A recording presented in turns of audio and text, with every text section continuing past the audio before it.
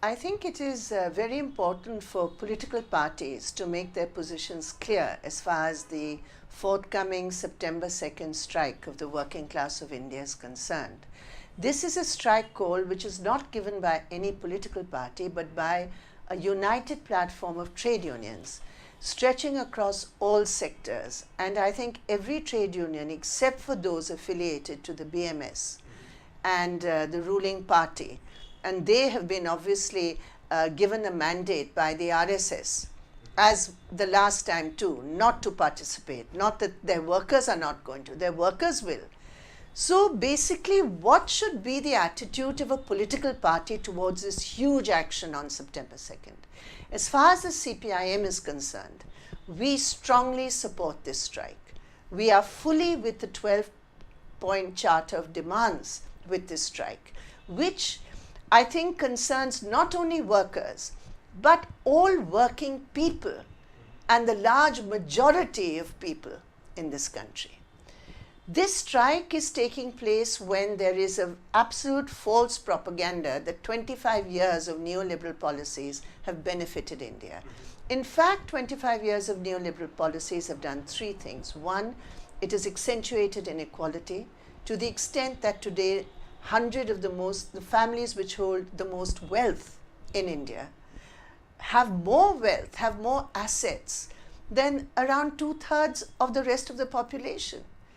So the inequalities have grown due to neoliberal policies. Secondly, I believe national sovereignty is being compromised because the spine of our economy, represented by strategic industries which so far have been in the public sector, are being sold out by this government under pressure from the WTO, from international agencies which are concerned to put the burden of the huge financial crisis onto the shoulders of countries, developing countries like India. And we are going that way. So it's an issue of national sovereignty linked also to democracy and democratic rights. The third point is that the working class, how can you have a talk about development when 50 crores of your population who are considered workers and working class are left out of every policy decision-making process, are at the receiving end of policies which take away jobs, which take away minimum social security, which through price rise transfer wealth in direct and indirect ways to those who already have it. Food security is in total shambles today. Therefore, these issues go beyond just the workers and are linked to neoliberal policies. Therefore, I think it's very important for all political parties to strongly support the strike. And as far as the CPIM is concerned, we certainly do. As far as the strike is concerned, the trade unions are taking the entire initiative.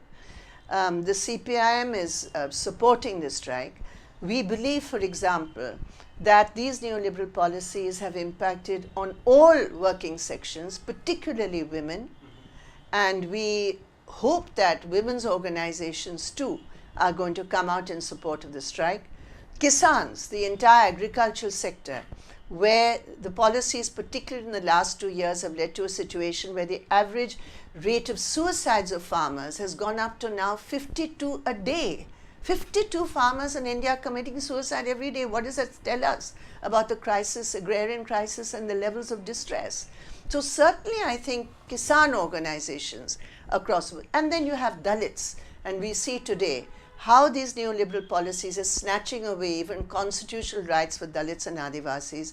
As far as reservations are concerned, when you're privatizing everything, where are the jobs for them? So you're not creating jobs, you're privatizing, and you are forcing Dalits to go and stay in the usual highly discriminatory avenues of employment.